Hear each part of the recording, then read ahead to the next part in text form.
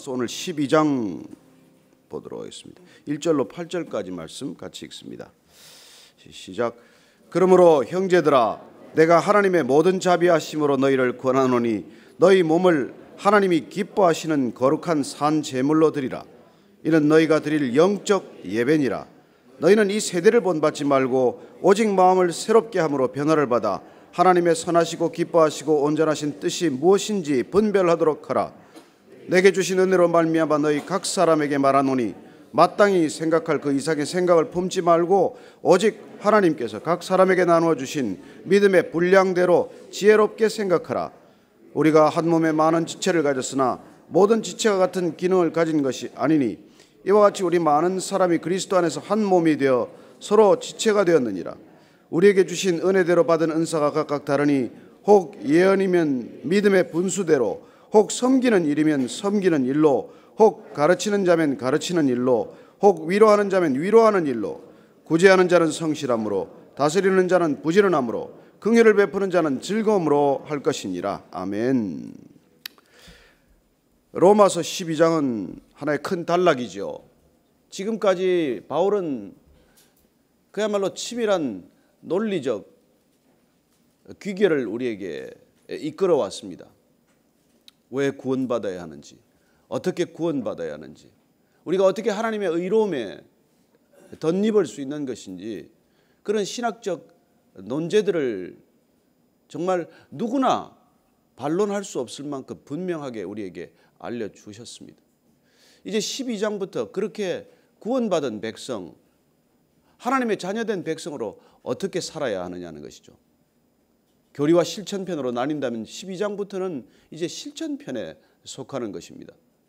어쩌면 구원에 관한 육하 원칙을 마치 기사 작성하듯 그렇게 꼼꼼하게 치밀하게 여기까지 끌어온 것이죠.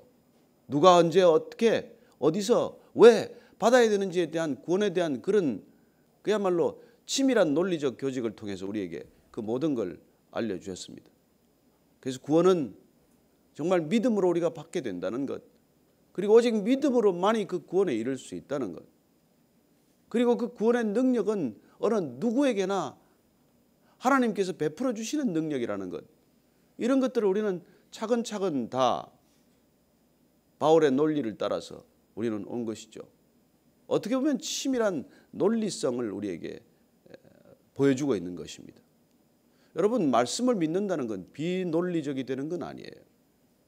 여러분, 말씀이라는 자체가 로고스 아닙니까? 이 로고스라는 단어에서 나온 게 로지컬이에요. 말씀을 믿기 때문에 우리는 비논리적이 되지 않습니다. 우리는 초이성적이 될 수는 있지만 절대로 반이성적이 되지는 않아요. 비이성적이 되지 않습니다. 우리는 모르는 것을 믿는 사람도 아니고 우리가 동의할 수 없는 걸 믿는 게 아니에요. 어떻게 보면 가장 믿음이란 합리적인 것입니다. 믿음만큼 분명한 게 없어요. 그걸 우리가 놓쳐버리면은 우리는 이 세상에 오히려 비논리성에 함몰되고 마는 것이죠. 그래서 오늘 이 로마서 12장 1절 2절이야말로 앞으로 우리가 그리스도인으로 살아가는 삶의 모든 기초가 되는 그런 놀라운 또한 믿음의 선포가 되는 것입니다. 1절 한번 더 읽을까요? 시작. 그러므로 형제들아, 내가 하나님의 모든 자비하심으로 너희를 권하노니 너희 몸을 하나님이 기뻐하시는 거룩한 산 제물로 드리라. 이는 너희가 드릴 영적 예배니라. 이 그리스 로만 세상에서는 너희 몸을 산 제물로 드리라. 이건 그 당시로서는 굉장히 충격적인 도전입니다. 왜냐하면 그쪽 세계에서는 몸은 악한 거예요. 영은 깨끗한 거고 거룩한 것이지만 몸은 타락하고 부패하고 더러운 거예요. 몸을 제물로 드린다는 표현 자체는 그 사람들이 동의하기 어려운 주문입니다. 내 영혼을 깨끗한 영혼을 드려라. 이건 그 사람들이 수긍할 수 있는 것이지만은 내 몸을 산 제물로 드리라. 이건 그 세계에서는 받아들이기 어려운 주문이라는 것입니다. 그럼에도 불구하고 우리 그리스도인들의 신앙은 몸과 영이 분리되어 있어서 우리의 영혼은 구원받지만은 몸은 아무렇게 쓰다가 가도 된다. 이건 다시 타락으로 돌아가도 되고 음란으로 돌아가도 된다 그렇게 말하지 않습니다. 우리의 이 몸도 의의 병기로 내어드리라고 말하지 않습니까? 여러분 타락이란 결코 몸과 분리돼서 일어나지 않습니다. 우리 몸이 타락하기 전에 영혼이 먼저 타락하는 것이죠. 그럼 몸은 반드시 따라가게 되어 있지 않습니까? 정신이 썩지 않고 어떻게 몸부터 썩겠습니까? 마찬가지로 또한 우리가 의로움을 덧입으면 몸은 반드시 따라가게 되어 있고 몸을 우리가 거룩한 제물로 드리게 되어 있다는 것이죠. 그게 오늘 우리가 지금 이 영적 예배라고 말합니다. 여러분들 영적 예배란 우리가 영어로만 드리는 예배입니까? 이 영적이라고 하는 단어 자체가 로고스에서 나온 단어예요. 헬라어로는 이게 로기켄이라고 하는 형용사입니다. 영적인. 그러나 더 이 로고스에서 나온 단어의 뜻을 추적을 하면 이건 이성적인 거예요. 이건 논리적인 것입니다. 합리적이라는 뜻이에요. 그럼 우리의 몸을 거룩한 제물로 드리는 것, 여러분 제물이라는 게 죽은 거 아닙니까? 근데 여기서는 지금 산 제물, 산 제사를 말해요. 여러분 제물은 죽음이에요. 죽음을 뜻하는 것입니다.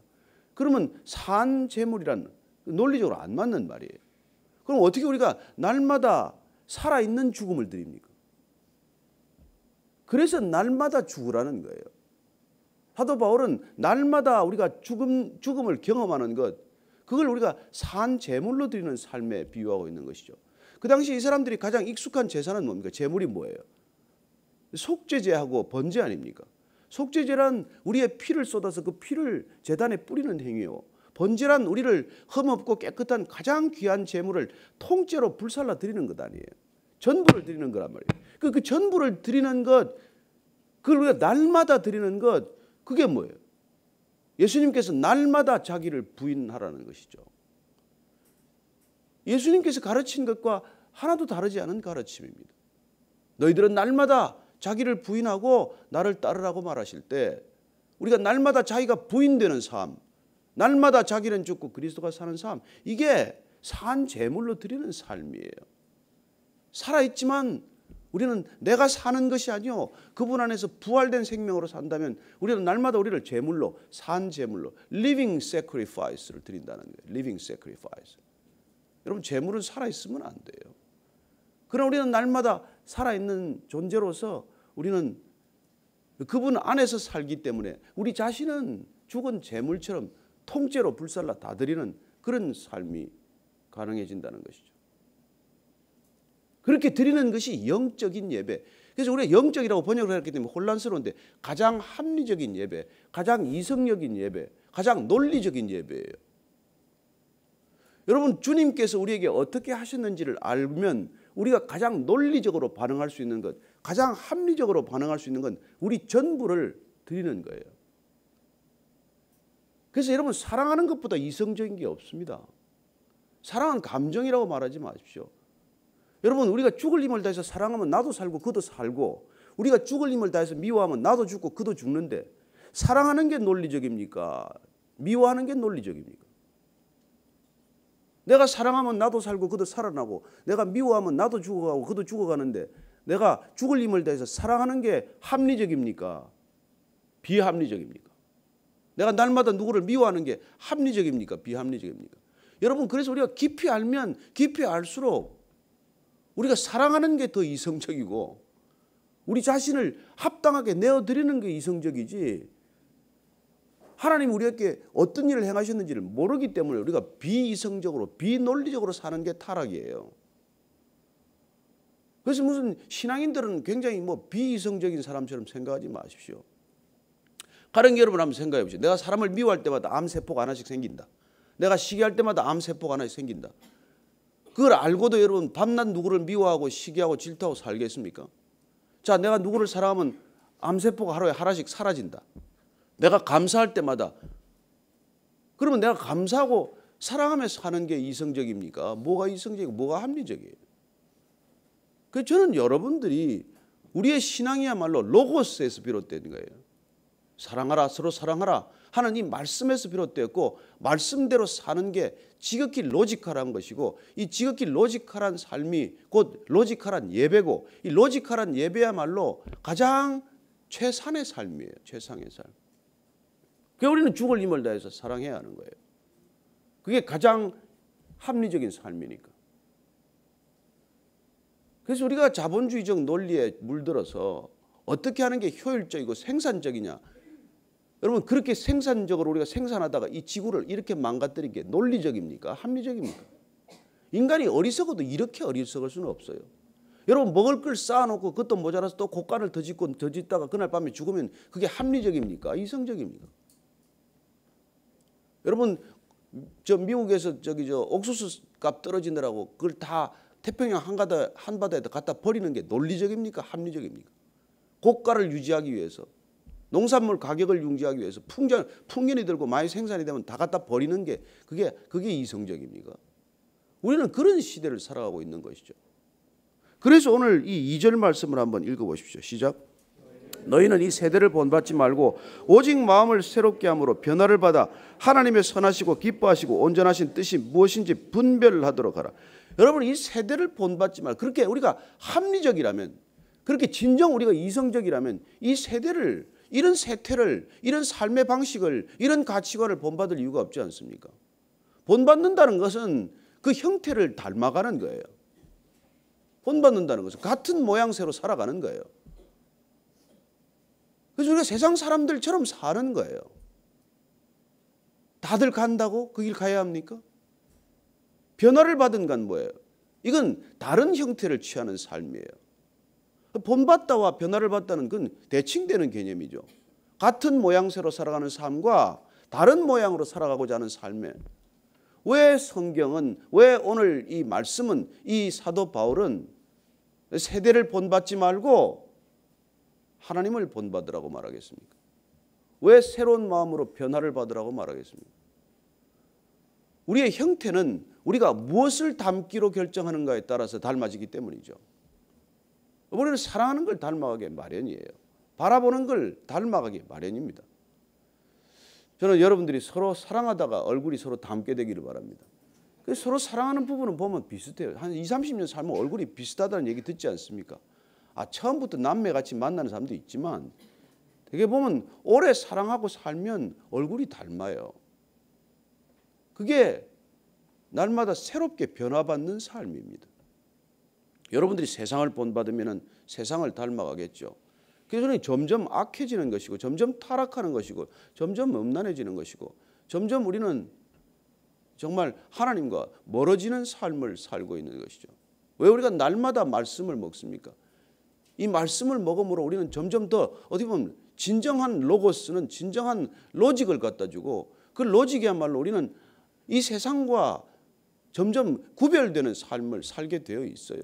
왜냐하면 세상이 비합리적이고 세상이 비이성적이니까.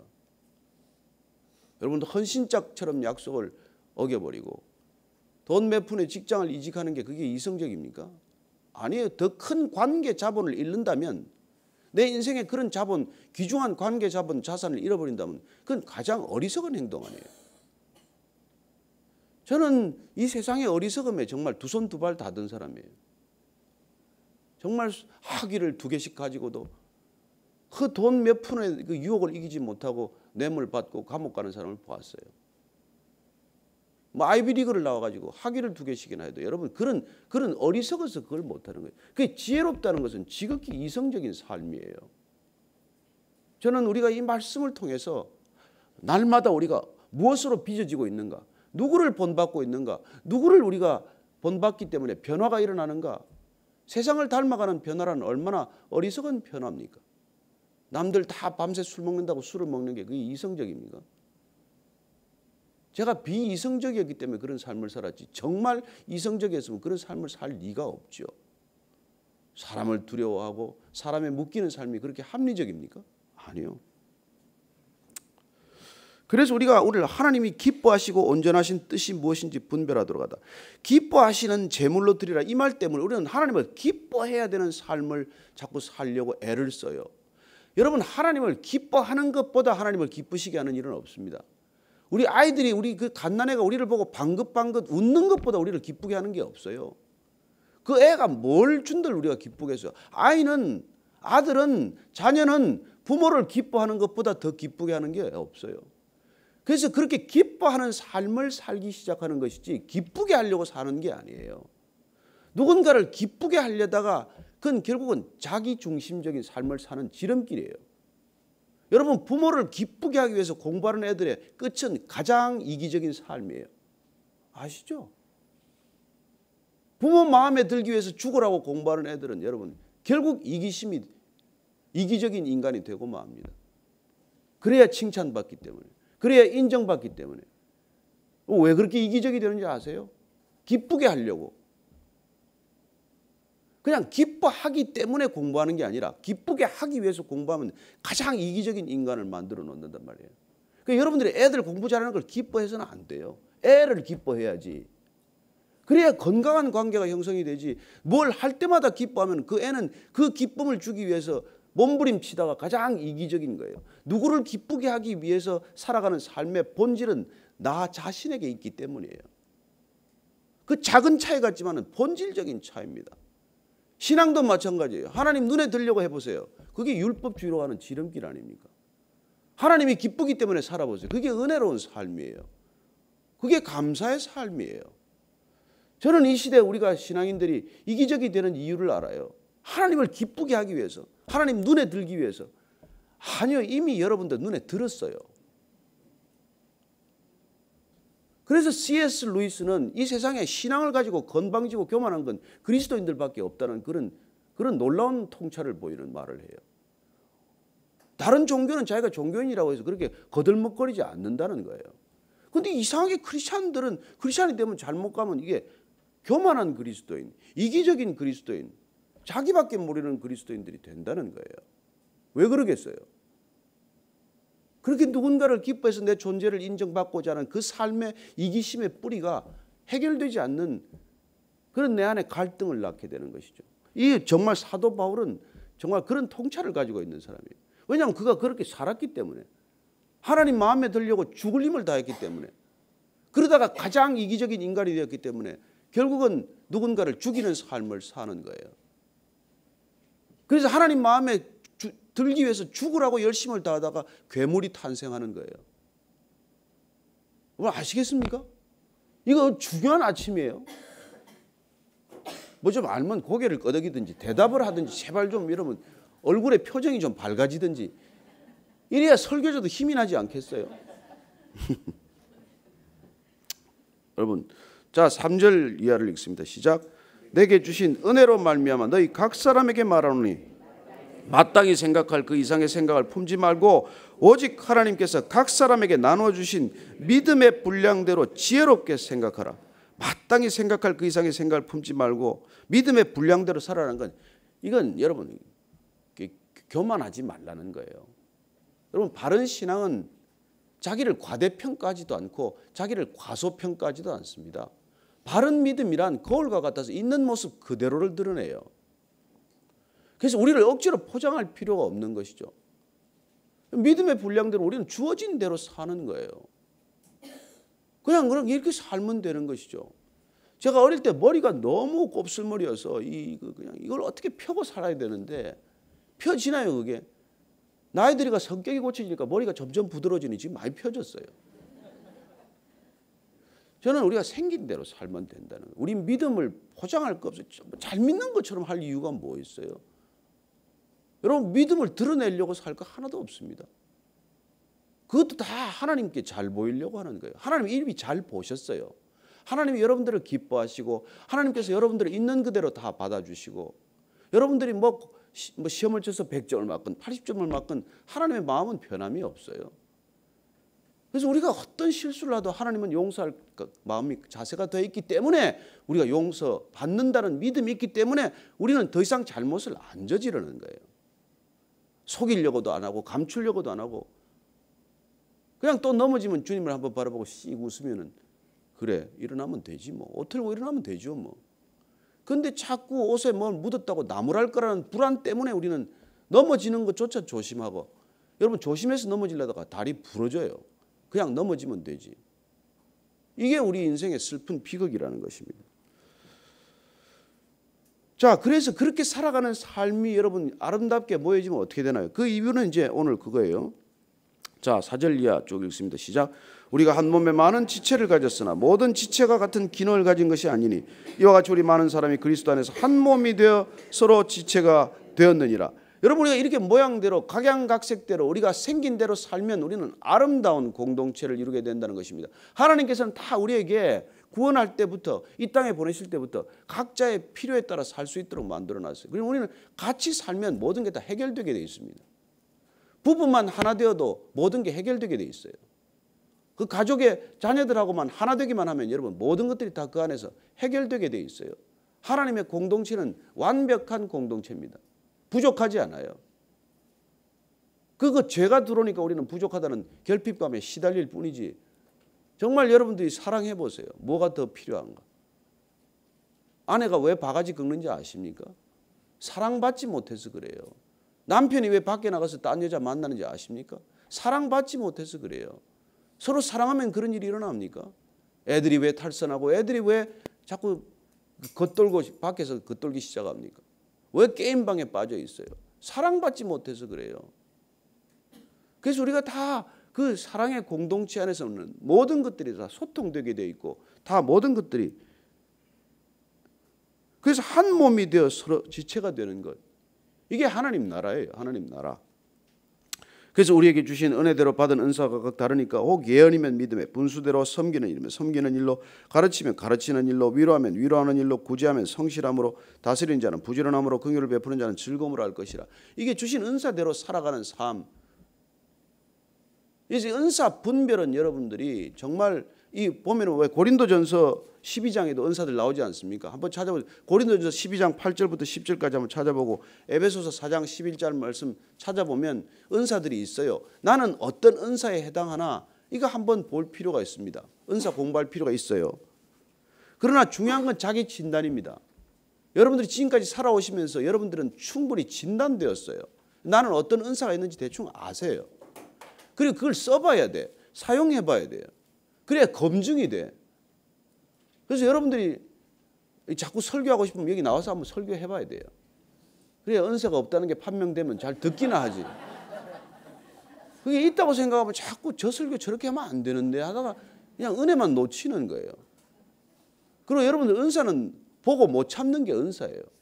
어떤 사람은 쓰레기 있어도 그냥 아무렇지도 받아가 안 돼. 뭐 있거나 말거나 가는데 어떤 사람은 그게 마음에 자꾸 쓰인단 말이에요. 그럼 주우면 돼. 그건 쓰레기 줍는 은사를 받은 사람이에요. 에? 애들만 보면 가슴이 아파. 난 애들 좋으면 어떤 사람은 애들이 뭐 가서 나가면 다치든지 말든지 아무 상관이 없는 사람이 있어요. 그러면 당신은 왜 애들한테 그렇게 무감각하냐고 나무랄 일이 아니라 자기가 주신 은사예요. 나는 애들을 볼 때마다 기뻐요. 그럼 애 보면 돼. 애 안 보는 사람 애들까지 좀 봐주면 안 됩니까? 그렇게 살아가는 게 공동체란 말이에요. 그게 은사예요. 그래서 여러분들 안에 마음에 부담이 생기면 은사를 주신 거예요. 그 은사를 따라가면 돼요. 그럼 기쁨이 생겨요. 나는 쓰레기 주면 아무 기쁨이 없는데 애들 보면 기쁘다. 이게 은사란 말이에요. 근데 애들 보는 걸 기쁜 사람한테 쓰레기 주어라. 자꾸 쓰레기 주어라. 이 사람은 쓰레기 줄수록 죽어가는 사람이에요.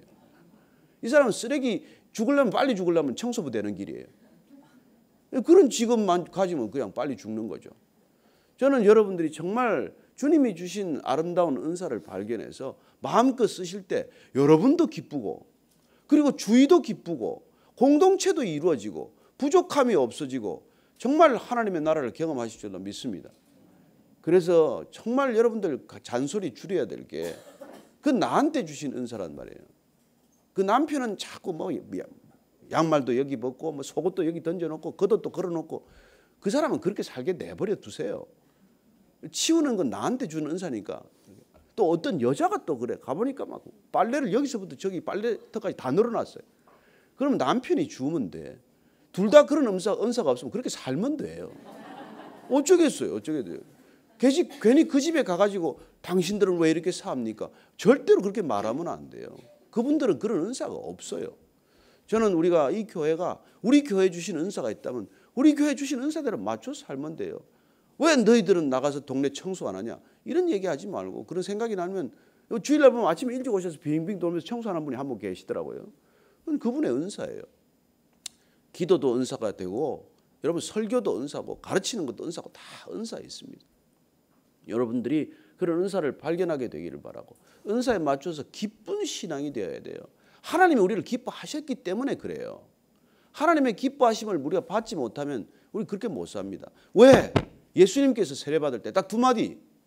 내가 너를 사랑하노라. 내가 너를 기뻐하노라. 여러분 그럼 그 졸업이에요. 졸업이에요. 신앙은 거기서 시작하고 거기서 졸업이에요. 오늘 여러분들 기도하실 때 정말 사랑을 느끼는 기도, 기쁨을 느끼는 기도, 그런 기도가 되기를 축복합니다. 예, 같이 잠깐 기도하고 마치겠습니다.